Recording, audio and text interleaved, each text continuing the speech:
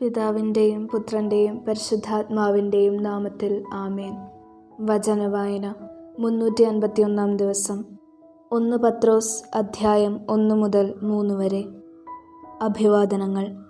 യേശുക്രിസ്തുവിൻ്റെ അപ്പസ്തോലനായ പത്രോസ്, പിതാവായ ദൈവത്താൽ തിരഞ്ഞെടുക്കപ്പെട്ടവരും യേശുക്രിസ്തുവിന് വിധേയരായിരിക്കുന്നതിനും അവൻ്റെ രക്തത്താൽ തളിക്കപ്പെടുന്നതിനും വേണ്ടി മുൻകൂട്ടി നിശ്ചയിക്കപ്പെട്ടവരും ആത്മാവിനാൽ വിശുദ്ധീകരിക്കപ്പെട്ടവരുമായി പോന്തസിലും ഗലാത്തിയായിലും കപ്പദോക്യയിലും ഏഷ്യയിലും ബിഥീനിയായിലും പ്രവാസികളായി ചിതറിപ്പാർക്കുന്നവർക്ക് എഴുതുന്നത്: നിങ്ങൾക്ക് കൃപയും സമാധാനവും സമൃദ്ധമായുണ്ടാകട്ടെ. സജീവമായ പ്രത്യാശ. നമ്മുടെ കർത്താവായ യേശുക്രിസ്തുവിൻ്റെ പിതാവായ ദൈവം വാഴ്ത്തപ്പെട്ടവനാകട്ടെ. അവിടുന്ന് തൻ്റെ കാരുണ്യാതിരേകത്താൽ യേശുക്രിസ്തുവിൻ്റെ മരിച്ചവരിൽ നിന്നുള്ള ഉത്ഥാനം വഴി സജീവമായ പ്രത്യാശയിലേക്കും നിങ്ങൾക്കായി സ്വർഗത്തിൽ കാത്തുസൂക്ഷിക്കപ്പെടുന്ന അക്ഷയവും കളങ്കരഹിതവും ഒളിമങ്ങാത്തതുമായ അവകാശത്തിലേക്കും നമ്മെ വീണ്ടും ജനിപ്പിച്ചിരിക്കുന്നു.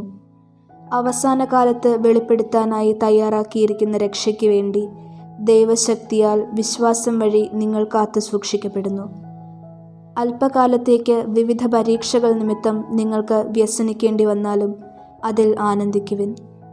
കാരണം അഗ്നിശോധനയെ അതിജീവിക്കുന്ന നശ്വരമായ സ്വർണത്തേക്കാൾ വിലയേറിയതായിരിക്കും പരീക്ഷകളെ അതിജീവിക്കുന്ന നിങ്ങളുടെ വിശ്വാസം. അത് യേശുക്രിസ്തുവിൻ്റെ പ്രത്യാഗമനത്തിൽ സ്തുതിക്കും മഹത്വത്തിനും ബഹുമാനത്തിനും ഹേതുവായിരിക്കും. അവനെ നിങ്ങൾ കണ്ടിട്ടില്ലെങ്കിലും സ്നേഹിക്കുന്നു, ഇപ്പോൾ കാണുന്നില്ലെങ്കിലും അവനിൽ വിശ്വസിച്ചുകൊണ്ട് അവാച്യവും മഹത്വപൂർണവുമായ സന്തോഷത്തിൽ നിങ്ങൾ മുഴുകുന്നു.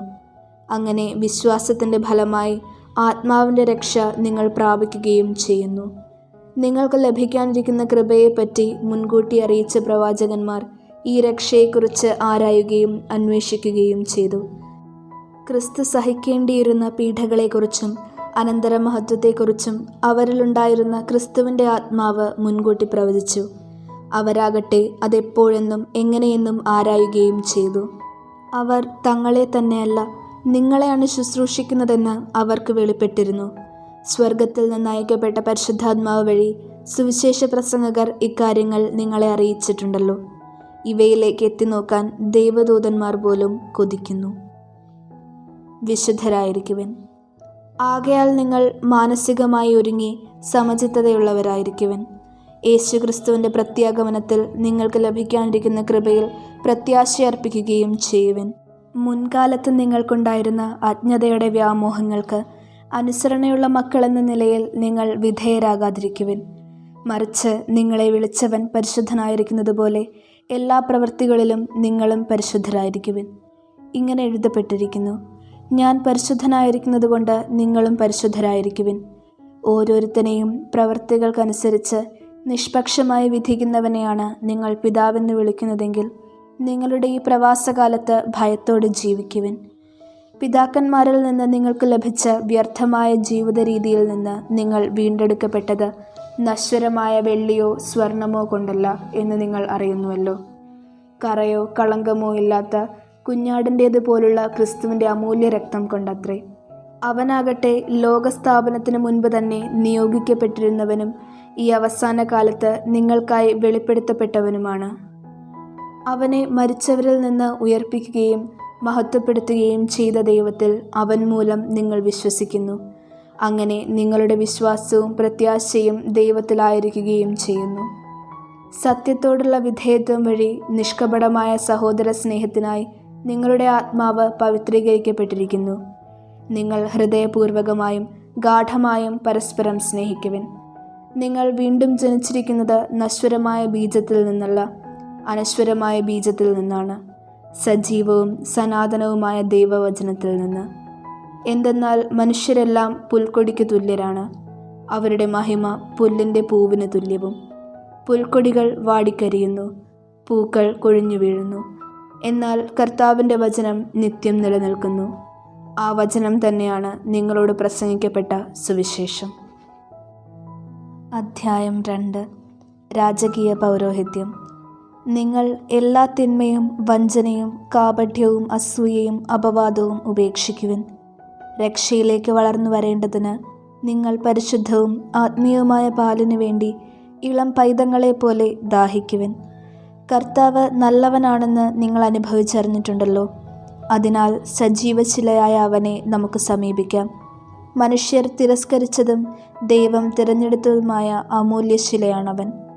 നിങ്ങൾ സജീവശിലകൾ കൊണ്ടുള്ള ഒരാത്മീയ ഭവനമായി പടുത്തുയർത്തപ്പെടട്ടെ. യേശുക്രിസ്തു വഴി ദൈവത്തിന് സ്വീകാര്യമായ ബലികൾ അർപ്പിക്കുന്നതിന് വിശുദ്ധമായ ഒരു പുരോഹിത ജനമാവുകയും ചെയ്യട്ടെ. ഇപ്രകാരം എഴുതപ്പെട്ടിരിക്കുന്നു: ഇതാ സിയോനിൽ ഞാനൊരു കല്ല് സ്ഥാപിക്കുന്നു, തിരഞ്ഞെടുക്കപ്പെട്ടതും അമൂല്യവുമായ മൂലക്കല്ല്. അതിൽ വിശ്വസിക്കുന്നവൻ ഒരിക്കലും ലജ്ജിക്കുകയില്ല. വിശ്വസിക്കുന്ന നിങ്ങൾക്ക് അത് അഭിമാനമാണ്. വിശ്വസിക്കാത്തവർക്ക് പണിക്കാർ ഉപേക്ഷിച്ചു കളഞ്ഞ കല്ല് മൂലക്കല്ലായി തീർന്നിരിക്കുന്നു. അതവർക്ക് തട്ടി വീഴ്ത്തുന്ന കല്ലും ഇടർച്ചയ്ക്കുള്ള പാറയുമായിരിക്കും. എന്തെന്നാൽ വചനത്തെ ധിക്കരിക്കുന്ന അവർ വിധിക്കപ്പെട്ടിരിക്കുന്നത് പോലെ തട്ടി വീഴുന്നു.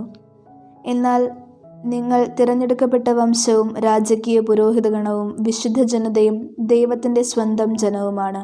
അതിനാൽ അന്ധകാരത്തിൽ നിന്ന് തൻ്റെ അത്ഭുതകരമായ പ്രകാശത്തിലേക്ക് നിങ്ങളെ വിളിച്ചവൻ്റെ നന്മകൾ പ്രകീർത്തിക്കണം. മുൻപ് നിങ്ങൾ ഒരു ജനമായിരുന്നില്ല, ഇപ്പോൾ നിങ്ങൾ ദൈവത്തിൻ്റെ ജനമായിരിക്കുന്നു. മുൻപ് നിങ്ങൾക്ക് കരുണ ലഭിച്ചിരുന്നില്ല, ഇപ്പോൾ കരുണ ലഭിച്ചിരിക്കുന്നു. വിജാതീയരോടുള്ള കടമ. പ്രിയപ്പെട്ടവരെ, നിങ്ങളുടെ ആത്മാവിനെതിരായി പോരാടിക്കൊണ്ടിരിക്കുന്ന ശാരീരിക പ്രവണതകളിൽ നിന്ന് പരദേശികളും വിപ്രവാസികളും എന്ന നിലയിൽ ഒഴിഞ്ഞു നിൽക്കാൻ നിങ്ങളോട് ഞാൻ അപേക്ഷിക്കുന്നു. വിജാതീയരുടെ ഇടയിലുള്ള നിങ്ങളുടെ പെരുമാറ്റം നന്നായിരിക്കട്ടെ. നിങ്ങൾ ദുഷ്കർമ്മികളാണെന്ന് നിങ്ങൾക്കെതിരായി പറയുന്നവർ നിങ്ങളുടെ നല്ല പ്രവൃത്തികൾ കണ്ട് പ്രത്യാഗമന ദിവസം ദൈവത്തെ സ്തുതിക്കട്ടെ. അധികാരികളോടുള്ള കടമ. ഉന്നതാധികാരിയായ രാജാവോ ദുഷ്കർമ്മികളെ ശിക്ഷിക്കാനും സത്കർമ്മികളെ പ്രശംസിക്കാനുമായി രാജാവിനാൽ അയക്കപ്പെടുന്ന പ്രാദേശികാധികാരികളോ ആയിരുന്നാലും നിങ്ങൾ കർത്താവിനെ പ്രതി എല്ലാ മാനുഷികാധികാരികൾക്കും വിധേയരായിരിക്കുവിൻ. നന്മ പ്രവർത്തിച്ചുകൊണ്ട് നിങ്ങൾ മൂഢരായ മനുഷ്യരുടെ അജ്ഞതയെ നിശബ്ദമാക്കണം എന്നതാണ് ദൈവഹിതം. നിങ്ങൾ സ്വതന്ത്രരായി ജീവിക്കുവിൻ. എന്നാൽ സ്വാതന്ത്ര്യം തിന്മയുടെ ആവരണമാക്കരുത്. മറിച്ച് ദൈവത്തിൻ്റെ ദാസരെ പോലെ ജീവിക്കുവിൻ. എല്ലാ മനുഷ്യരെയും ബഹുമാനിക്കുവിൻ. നമ്മുടെ സഹോദരരെ സ്നേഹിക്കുവിൻ. ദൈവത്തെ ഭയപ്പെടുവിൻ. രാജാവിനെ ബഹുമാനിക്കുവിൻ. യജമാനന്മാരോടുള്ള കടമ. ഭൃത്യന്മാരെ, നിങ്ങളുടെ യജമാനന്മാർ നല്ലവരോ ശാന്തരോ ദുഷ്ടരോ ആയിരുന്നാലും എല്ലാ ആദരവോടും കൂടെ അവർക്ക് വിധേയരായിരിക്കുവിൻ. അന്യായമായി പീഡിപ്പിക്കപ്പെടുമ്പോൾ ദൈവചിന്തയോടെ വേദനകൾ ക്ഷമാപൂർവം സഹിച്ചാൽ അത് അനുഗ്രഹ കാരണമാകും. തെറ്റു ചെയ്തിട്ട് അടിക്കപ്പെടുമ്പോൾ ക്ഷമയോടെ സഹിച്ചാൽ നിങ്ങൾക്ക് എന്തു മഹത്വമാണുള്ളത്? നിങ്ങൾ നന്മ ചെയ്തിട്ട് പീഡകൾ സഹിക്കേണ്ടി വന്നാൽ അത് ദൈവസന്നിധിയിൽ പ്രീതികരമാണ്. ഇതിനായിട്ടാണ് നിങ്ങൾ വിളിക്കപ്പെട്ടിരിക്കുന്നത്. എന്തെന്നാൽ ക്രിസ്തു നിങ്ങൾക്ക് വേണ്ടി സഹിക്കുകയും നിങ്ങൾ അനുകരിക്കുന്നതിന് വേണ്ടി നിങ്ങൾക്ക് മാതൃക നൽകുകയും ചെയ്തിരിക്കുന്നു. അവൻ പാപം ചെയ്തിട്ടില്ല, അവൻ്റെ അധരത്തിൽ വഞ്ചന കാണപ്പെട്ടുമില്ല. നിന്ദിക്കപ്പെട്ടപ്പോൾ അവൻ പകരം നിന്ദിച്ചില്ല, പീഡനമേറ്റപ്പോൾ ഭീഷണിപ്പെടുത്തിയില്ല. പിന്നെയോ നീതിയോടെ വിധിക്കുന്നവന് തന്നെ തന്നെ ഭരമേൽപ്പിക്കുകയാണ് ചെയ്തത്. നമ്മുടെ പാപങ്ങൾ സ്വന്തം ശരീരത്തിൽ വഹിച്ചുകൊണ്ട് അവൻ കുരിശിലേറി. അത് നാം പാപത്തിന് മരിച്ച് നീതിക്കായി ജീവിക്കേണ്ടതിനാണ്. അവൻ്റെ മുറിവിനാൽ നിങ്ങൾ സൗഖ്യമുള്ളവരാക്കപ്പെട്ടിരിക്കുന്നു. അലഞ്ഞു നടക്കുന്ന ആടുകളെ പോലെ ആയിരുന്നു നിങ്ങൾ. എന്നാൽ ഇപ്പോൾ നിങ്ങൾ നിങ്ങളുടെ ഇടയനും പാലകനുമായവൻ്റെ അടുത്തേക്ക് മടങ്ങി വന്നിരിക്കുന്നു. അധ്യായം 3. ദമ്പതിമാരുടെ കടമ.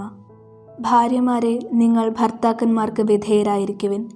വചനം അനുസരിക്കാത്ത ആരെങ്കിലും ഉണ്ടെങ്കിൽ അവരെ വാക്കുകൊണ്ടല്ല പെരുമാറ്റം കൊണ്ട് വിശ്വാസത്തിലേക്ക് ആനയിക്കാൻ ഭാര്യമാർക്ക് കഴിയും.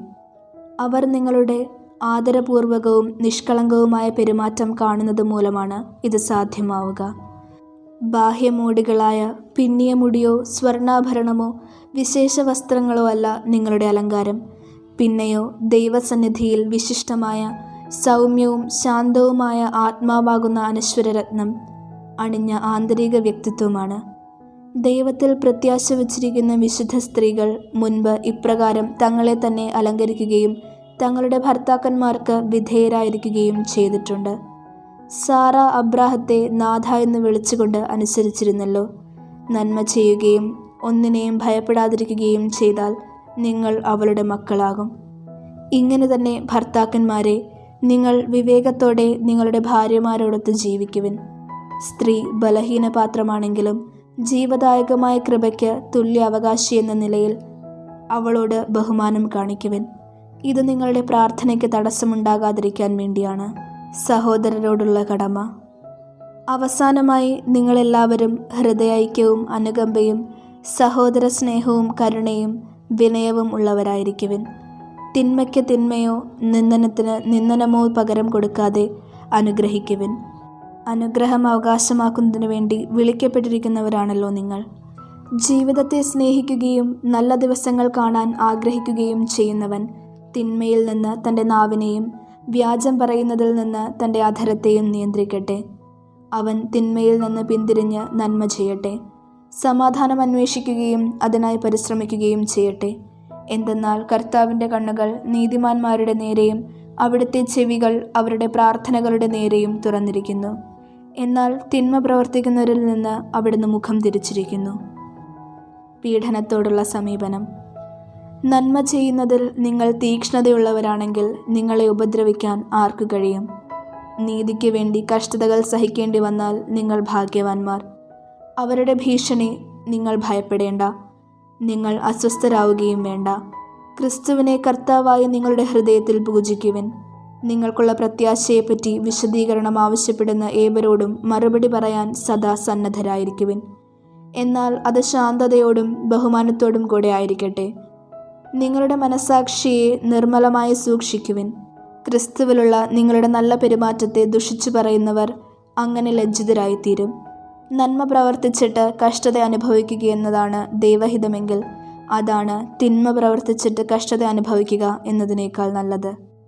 എന്തുകൊണ്ടെന്നാൽ ക്രിസ്തു തന്നെയും പാപങ്ങൾക്ക് വേണ്ടി ഒരിക്കൽ മരിച്ചു. അത് നീതിരഹിതർക്ക് വേണ്ടിയുള്ള നീതിമാന്റെ മരണമായിരുന്നു. ശരീരത്തിൽ മരിച്ച് ആത്മാവിൽ ജീവൻ പ്രാപിച്ചുകൊണ്ട് നിങ്ങളെ ദൈവസന്നിധിയിൽ എത്തിക്കുന്നതിന് വേണ്ടിയായിരുന്നു അത്. ആത്മാവോടുകൂടെ ചെന്ന് അവൻ ബന്ധനസ്ഥരായ ആത്മാക്കളോട് സുവിശേഷം പ്രസംഗിച്ചു. അവരാകട്ടെ നോഹിൻ്റെ കാലത്ത് പെട്ടകം പണിയപ്പെട്ടപ്പോൾ ക്ഷമാപൂർവം കാത്തിരുന്ന ദൈവത്തെ അനുസരിക്കാത്തവരായിരുന്നു.